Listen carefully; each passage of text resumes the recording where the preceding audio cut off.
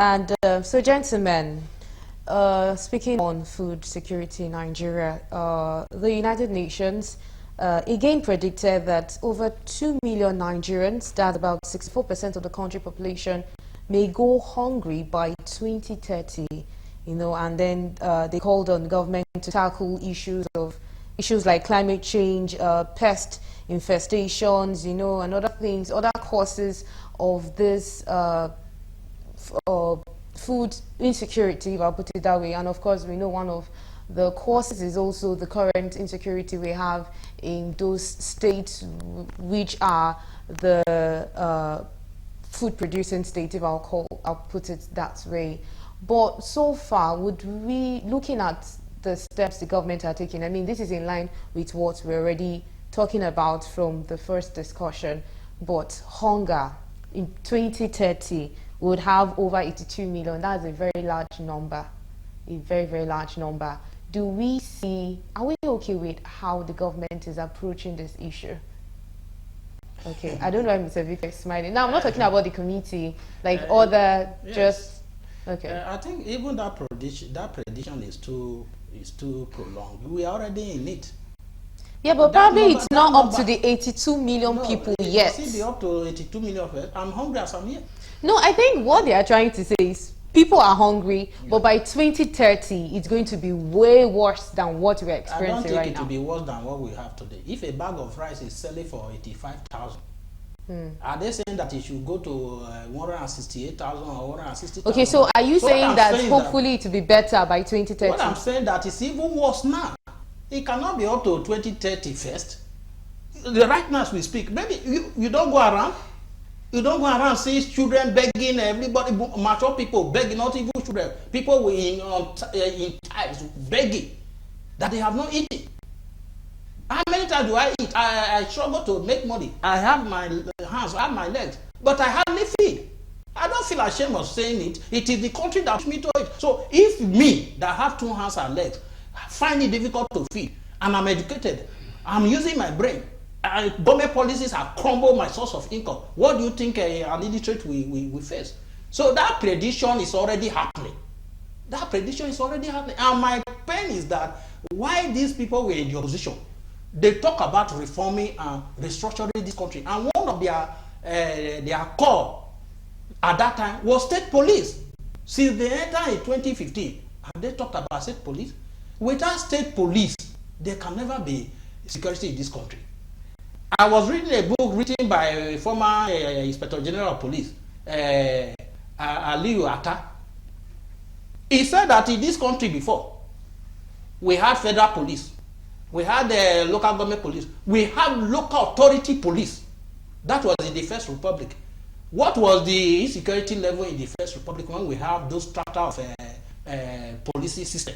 How come now that people who were in the opposition who were talking about restructuring this country, they came into power, they are diligently concerning state police?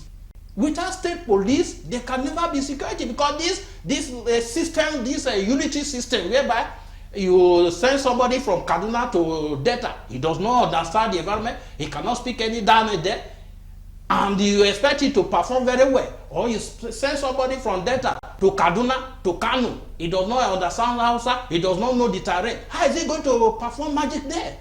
So there need to be state police to give us security. If there is security and there's sustenance farming or peasant farming, this woman can go to her little farm, whatever she harvests, she feeds. The other one does the same thing. I do the same thing.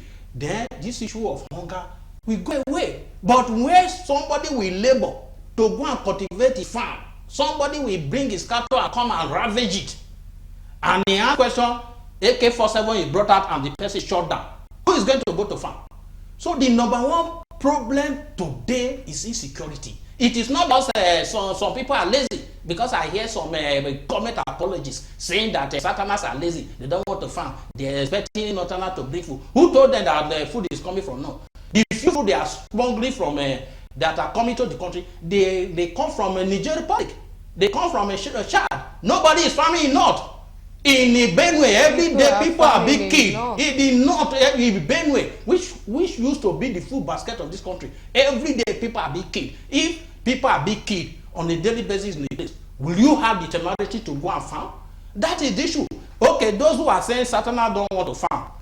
Olufalai, who was former secretary to the federal government, to the government of the federation of this country, who was former minister of finance, did he not have acres of farm that herdsmen came and destroyed the whole farm, and he was kidnapped? If a man of that status could suffer such harassment, is it a peasant woman that will have the gut to go to farm? So what I'm saying is that the problem, the basic cause of this problem is insecurity that has escalated since 2015. It has never been this bad in this country since I was born. I'm about 50 years now. I have never suffered hunger like this, and many Nigerians have never suffered hunger like this. If people are not allowed to go to farm, there's no money that will bring food. And again, the policy of this government that the borders should be closed so that we can farm.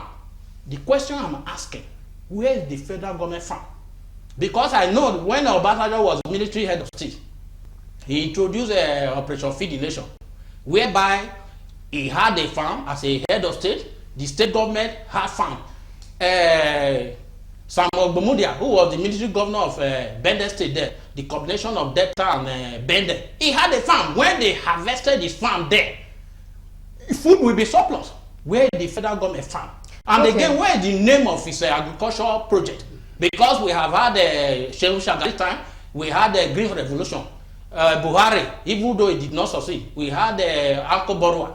Where is the name of the agricultural project of President Ahmed Tinubu? All right. Can't he have a farm? All right. So quickly, let me comment. So I think part of the complaints of some of the farmers, aside from obviously insecurity, that is an issue, and then we also have issue of climate change. I mean, a lot is going on in different parts of the world. It's part of it. So, but now, within the week, the House of Representatives stated its readiness to investigate allegations of misappropriation of over 2 trillion naira disbursed by the Central Bank of Nigeria to... disbursed by the Central Bank to farmers. That's the Anchor Borrower scheme you spoke about, which was actually given out to a couple of farmers. I think a large number benefited from it. But now the question is, were they utilized well? Where are those farmers? Those are political farmers. Oh, political farmers. Yes. Okay, let's have Mr. Oshomoles, because now everyone is complaining that the government needs to support. But sometimes, don't you think we ourselves are the problem? Because yes, scheme took place, money was actually sent out. Who was given to? Look, we have Emefiele still answering. Yes, he is still clearing his name. We have too many ghosts in this country. Ghost workers. Ghost beneficiaries, ghost workers, whatever. Now, if you could have people that have jackpot collecting salaries, is it farmers money disbursed from Abuja to a local government in a remote state that you will be able to trace? So what we are saying is that, look, to start with, the structure is chokingly cumbersome. Look, you can't plug your phone to a transformer to charge. No. You must knock it down to meter, then meter to socket, then before you plug your phone. What we are saying here is this. In the time past, when our Lord was there, he had mechanized farms. It's not peasant farming that actually feed the populace. It is mechanized farming that does that. And Awolowo did all that. Ogbemudia did all that. Shagari did all that. Now, where are the farms? Where are the farms? In fact, they are, those complexes are some of the infrastructures kidnappers use these days to hide whoever they kidnap. Governors who have become emperors in such a way, no one questions them. They can't think how to even feed their people. Now, so if a president disburses money because they put pressure on him and because he won't get nominated for in the next 4 years, so he panically, gives them money, and they go do whatever they like with it. On a single day, 103 farmers were slaughtered in Yobe. Yeah. Coming back to security, how do you expect food security in that regard? You are moving your farm produce between Ekiti and Owo, and you are kidnapped. How do you expect? But then, do we really have any reason to complain? In Israel, 365 days, they only have heavy rain for less than 10 days. And at the same time, Israel feeds almost a quarter of the whole world, agriculture. And you were also trying to talk about climate change. Where should climate change more than Nigeria? Where you have different kinds of generators emitting so much carbon, and all that. You have big, small one. If you go to the village, you see different types. You see how the industrial water and all that kind of stuff. Now, all these things pollute the environment more. Now, you also have this issue telling much on the headers. They can't stay. They forever looking for conny way like cowboys, where to find green grasses for their cows. Now, they go into your farm, skirmishes starts. So what we are saying is that you can't separate insecurity from food security. And you cannot also separate government irresponsibility in creating infrastructure, critical one as electricity, that further compound the pollution of the environment. Now look at the rail system that should be moving goods. How many trailers do you have on the highway? You pollute more. These are the issues. And I really wish someone like President Bola Ahmed Tinubu, who came on a platform of so much hope and renewed hope. But then look at Keir Starmer said a few days ago that service is the precondition to hope. You can't come and preach hope when someone who already had millions in his account, you are giving him 150 million naira worth of Jeep. So there is no service.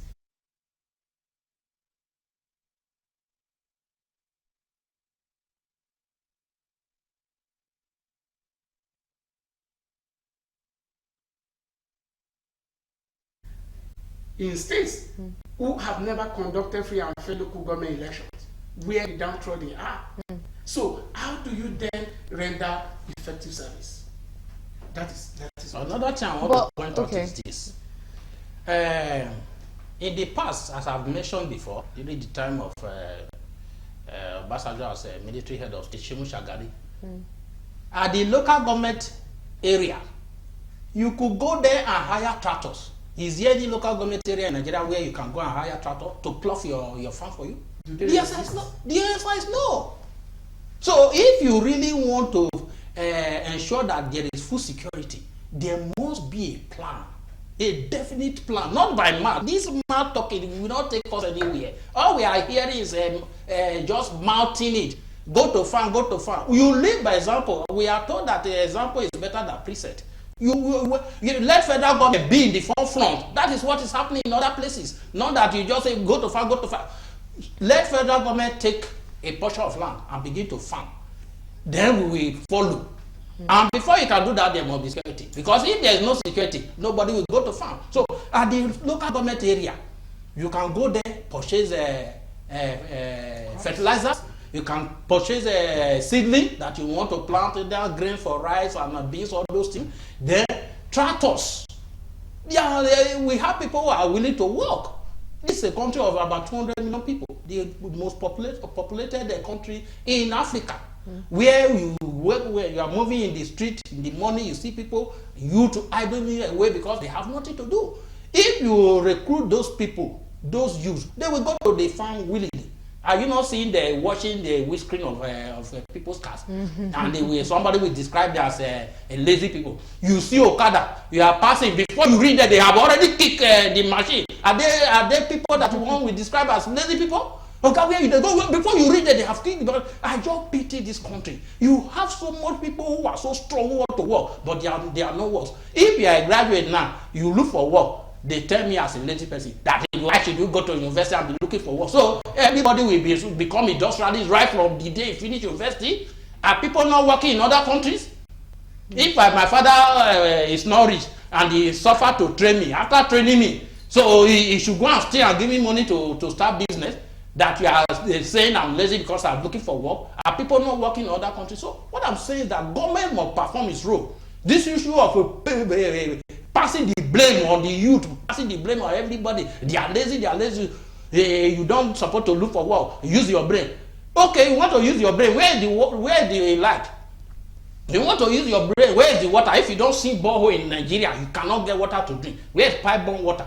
It is only in Nigeria. In other countries, they pass pipe across houses for gas supply. You don't need to go and be using cylinder to buy gas. So government is number one that drives any society. That is why there is government. Because if we don't need government, it will become a society of animals, whereby it becomes a survival of the fittest. If a lion just see a goat, he pounce on it and tear it to pieces. That is why they form government. We gave a portion of our power to the government that, okay, manage the system for us. And that is why they are collecting taxes. That is why they are mining crude oil from my father's land and me. That's supposed to mine it. I have no drop of one kobo coming from what they are mining in my father's land. We used to have fishy pond. When I was growing up, when we bail one, we will catch fish that will last us for a whole half a year. Today, OSP have damaged and destroyed those things. We were not given a damn. But there are people sitting in Abuja enjoying the benefit of what God has given to us. Why? Because we have a 40 system whereby we are running a unity system, and people will be blaming governors that they are not performing. What do you expect the governors to do? When the federal government said that the state owns the land, but what is the land belongs to federal government?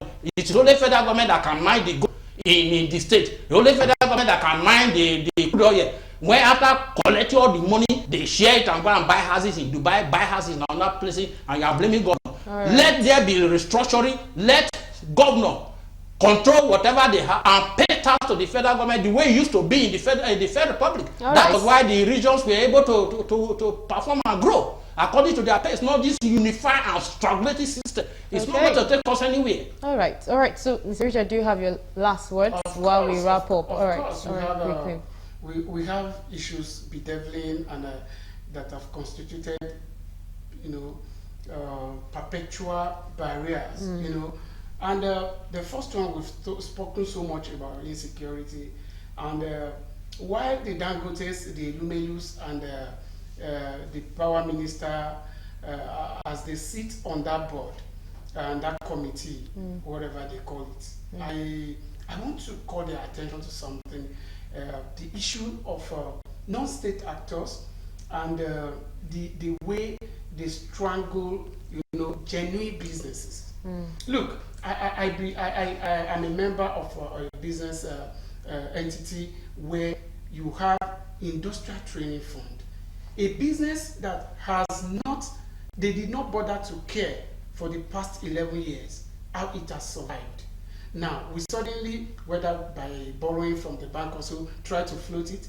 And they said interest with accrued tax should be 900 and something thousand naira. But we went to ITF, Industrial Training Fund, and they said we should go and pay penalty of 30 million naira. How do you do that? You never checked on us. A senior colleague, Mr. Lekoshote, his dad had a lace factory. The factory has shut down for so many years. No one cared. But let him start tomorrow. They're going to bring all the bills, all the taxes over the years. Then you have a friend of mine, another one, who started a business in December, and the government brought tax he will pay from January to December. This is not how Japan grew. This is not how Japan is growing. When you travel between Oshodi and Island, you see Japanese vehicles almost 80% on your roads. This is not how they achieved it. What we are saying is that government must deliberately empower the people so that you have peace and harmony, even when they feel foreign investors now come, they will be secured. They'll be secured. All right. Agriculture sector plays a crucial role in food security in the country, and we hope and trust that the government will do the needful. Security needs to be addressed, and so much others. So thank you so much, gentlemen, for